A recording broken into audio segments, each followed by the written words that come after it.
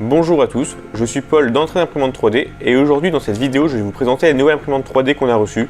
Il s'agit de la FlashForge Creator Pro 2. Donc on va commencer par vous montrer un petit accéléré de l'assemblage, ensuite je parlerai des avantages et inconvénients de l'imprimante et on finira par vous montrer comment imprimer au mieux avec cette imprimante. Bon visionnage!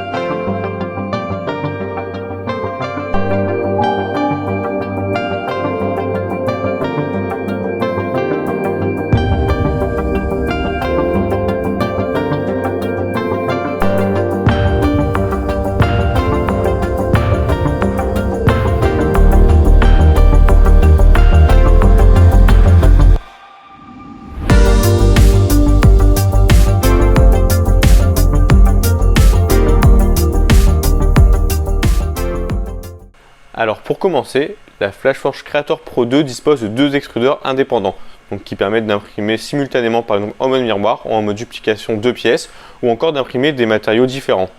C'est utile par exemple pour imprimer du PVA, donc qui est un matériau de support, avec une impression PLA. Donc c'est une imprimante avec un carénage est enfermé complètement afin de garder la chaleur pour imprimer par exemple de l'ABS. Elle dispose d'un plateau chauffant. Les bobines sont situées derrière l'imprimante sur des supports. Donc il faut savoir que par contre il y a un petit inconvénient avec les supports fournis de base, c'est qu'ils acceptent seulement quelques formats de bobines et les formats d'autres formats ne passent pas sur ce support. Du coup j'ai dû en imprimer directement moi-même afin de les mettre. Donc maintenant on va vous présenter quelques petites fonctionnalités. Donc on peut bien sûr imprimer depuis directement une carte SD ou l'ordinateur. Ensuite, on a le panel pour pouvoir faire chauffer un extrudeur, les deux extrudeurs ou le plateau chauffant.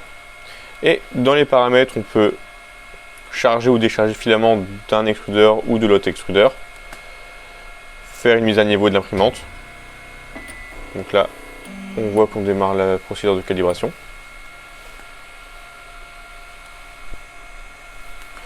Bien sûr, le plateau se règle avec 3 vis qu'on voit ici sur la vidéo. Donc c'est comme tous les plateaux des imprimantes filaments. Donc il faut les régler avec une petite feuille de papier afin de pouvoir avoir un écart entre le plateau et la buse qui est assez correct. Il faut aussi savoir que dans l'imprimante, il y a un ruban LED, donc on peut mettre de différentes couleurs, donc rouge, vert, bleu ou blanc, ou bien sûr désactiver. Donc c'est bien pour imprimer de nuit ou autre, on voit assez facilement à l'intérieur de l'imprimante et ce qu'on imprime. La surface du plateau, c'est une surface qui accroche un petit peu comme du Build-Tack, donc c'est vraiment une surface qui permet une fois chauffée, de garantir une accroche idéale des pièces au plateau.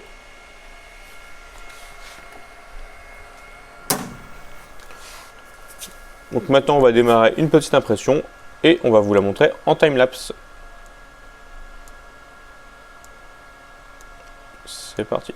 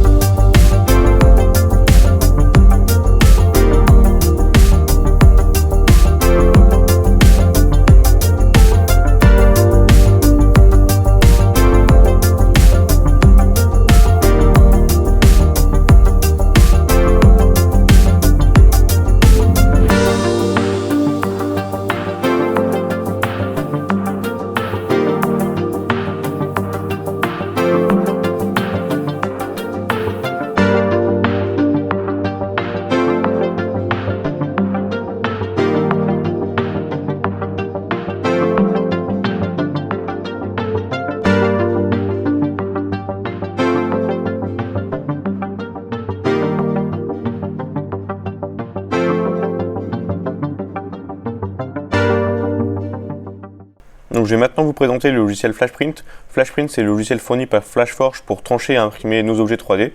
Donc c'est un logiciel assez classique, un petit peu comme Cura ou Simplify 3D, qui permet vraiment de trancher, d'imprimer, de pouvoir redimensionner, réparer nos modèles 3D. Donc je vais vous montrer comment j'ai fait pour imprimer la rose avec deux extrudeuses différentes. Donc je charge par exemple mes deux fichiers. Je leur mets une échelle de 50%, donc exactement comme la rose que j'ai imprimée.